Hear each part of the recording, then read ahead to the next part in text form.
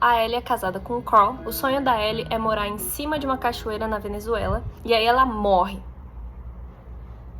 Aí o Carl coloca um monte de balão na casa dele e voa para a Venezuela. E aí ele se mete em altas aventuras.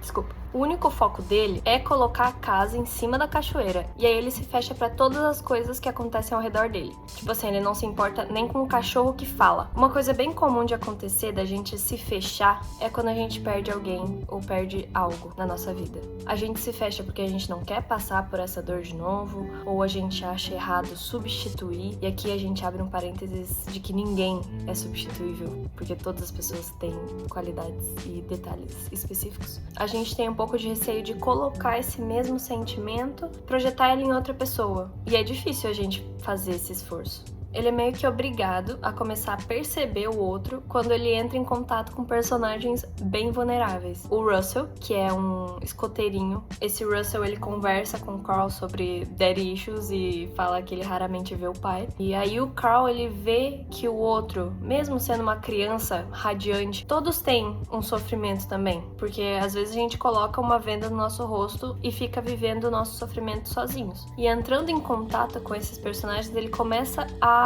abaixar um pouco a guarda. A Ellie era uma pessoa muito divertida, muito animada. Depois da morte da Ellie, o Carl ele fica ainda mais retraído, ainda mais recluso. E tudo que tá ao redor dele durante essa história são personagens muito radiantes, são personagens muito abertos. E isso traz algo de que mesmo que a gente perca uma pessoa, que é uma dor absurda, a gente nunca perde totalmente, porque a gente consegue encontrar pequenos detalhes dessa pessoa, seja uma personalidade de alguém que você conhece, seja uma piada que você ouviu, que essa pessoa riria, que te remete a essa pessoa. Então, está sempre presente ao seu redor, se você se deixar olhar. E o que o Up tem a ver com o seu tempo de tela? Up é um convite pra gente abaixar a nossa guarda, pra gente levantar os olhos do celular e experienciar a vida, perceber as pessoas. Não é sobre atualizar o feed com fotos da viagem, é sobre a viagem em si. Tipo assim, não tem nada de errado em você tirar foto, postar foto, mas não fica ali vendo quem curtiu, não fica ali vendo quem viu o seu stories, porque isso você pode fazer depois. O momento em que você tá presente ali com um amigo, com um familiar, ou mesmo sozinho também, não vai acontecer nunca mais. Presta atenção na história de alguém, não trate diálogos que você tá tendo como sua vez de falar. Se você não sabe de alguma coisa, pergunta, seja curioso com tudo, deixa a vida te acontecer. A aventura está lá fora é o bordão do filme, mas o que é essa aventura? É viajar para um outro país?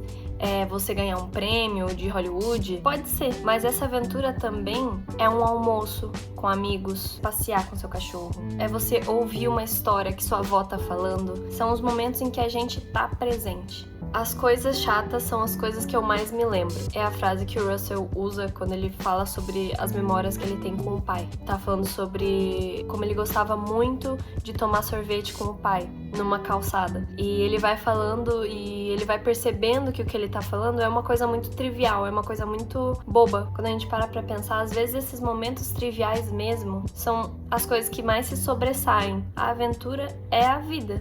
Muito filosófica. De nada adianta a gente alcançar um grande objetivo, de nada adianta o Carl colocar aquela casa em cima de uma cachoeira que ele passa 1.000.000 de problemas pra colocar essa casa naquela cachoeira, se a gente tá vazio por dentro.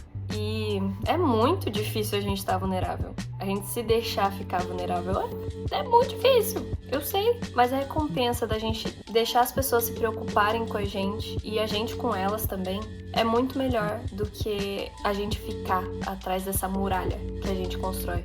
A gente ficar atrás do celular para evitar ter contato social. E novamente, se alguma coisa que eu falei ressoou com você, deixa alguma palavrinha no comentário, alguma coisa. Reassistam ou assistam esse filme. Beijinhos!